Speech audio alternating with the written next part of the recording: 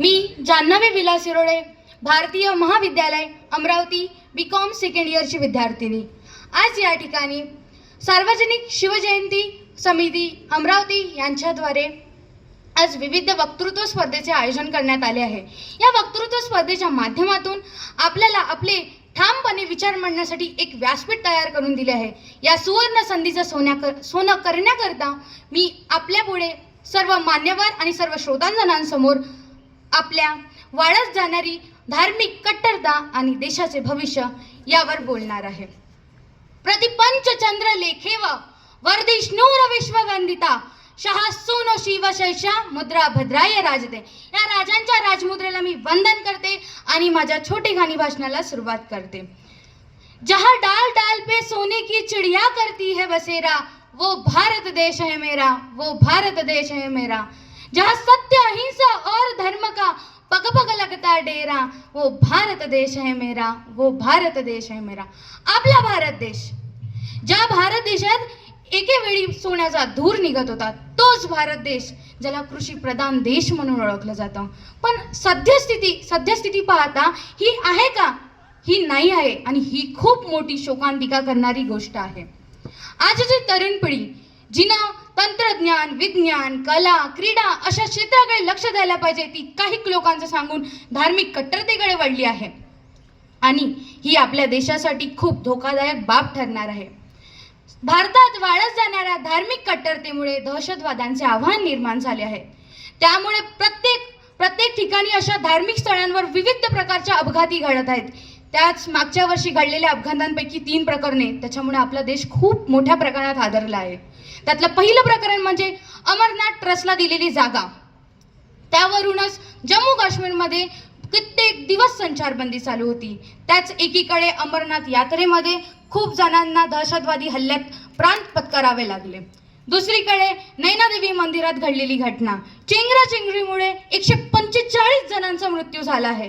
तर तिसऱ्या प्रकरणात जोधपूरमध्ये चामुंडा मातेच्या मंदिरात तब्बल 216 जणांचा मृत्यू, तोही चेंगराचेंगरीमध्येच।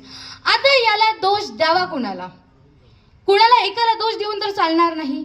प्रत्येक जण याला तेवढ्याच माध्यमातून जबाबदार आहे आणि यात खूप साऱ्या जातीय दंगली पण यामुळेच घडतात आणि आवश्यक ते व्यवस्थापन नसल्यामुळे सरकारही याच्यात अयशस्वी ठरले आहे। माझ्या मतानुसार याला फक्त आणि फक्त एकच कारण आहे, ते म्हणजे वाढत जाणारी धार्मिक कट्टरता। ही जी धार्मिक कट्टरता आहे त्याला बऱ्याच लोकांनी विविध भाषेत, विविध व्याख्यानात, विविध प्रकारात मांडले आहे। पण माझ्या मते कट्टरता म्हणजे काय रे भावा? कट्टरता म्हणजे कुठल्याही धर्मतत्वापेक्षा, त्यातील आचारसंहितेपेक्षा, महापुरुषाच्या वचनापेक्षा मानवाच्या जीवनाचे मूल्य कैक पडणे त्यापेक्षा मोठे आहे। निर्जीव असलेल्या धर्मतत्वापेक्षा निर्माण करणारे हे कलह आणि माणसांमध्ये निर्माण करणारे हे तेढ, हाच खरा धर्मद्रोह, तोही माझ्या दृष्टीतून। आणि या धर्मद्रोह वाढत चालल्यामुळे धार्मिक कट्टाही वाढत चालली आहे। आणि आपण पाहतोच की एखादा औषध गुणकारी केव्हा असते? जोपर्यंत त्याची एक्सपायरी डेट जात नाही तोपर्यंत। जर एक्सपायरी डेट गेली, औषध बिनकामाचं आणि तेच औषध रोग्यासाठी विष बनतं। तसंच धार्मिक कट्टरता ही काही जागे बाबतीतच मर्यादित आहे। नको तिथे वापरली तर समाज धोक्यात पडणारच। तर हे असंच एक उदाहरण। अनेक जण म्हणतात की दहशतवादाला मुस्लिम धर्माचा, तत्वाचा, वचनांचा आधार आहे, पण मी याबद्दल काही भाष्य करणार नाही, कारण का मी अभ्यास तर केला नाही या बाबतीचा। मग मी अभ्यास करणार नाही तर मी काही कुठला धर्माचा संत, महंत अथवा धर्मरक्षक लागून तर गेली नाही।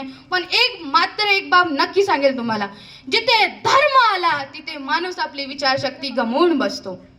म्हणूनच कुछ फर्क नहीं पड़ता राज हिंदुओं का रहे या मुसलमानों का, कुछ फर्क नहीं पड़ता राज हिंदुओं का रहे या मुसलमानों का। जनता तो बेचारी लाश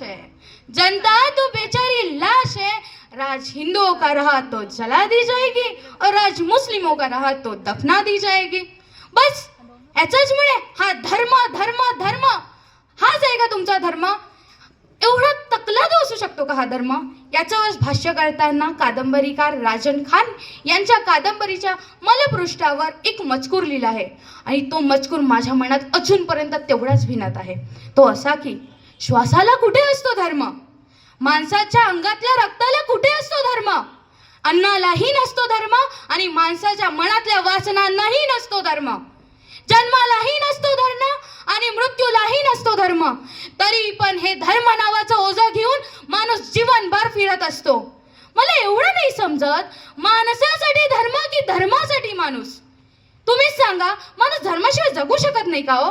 नक्कीच जगू शकतो, पण तरी हे धर्म नावाचं ओझं घेऊन माणूस फिरत असतो.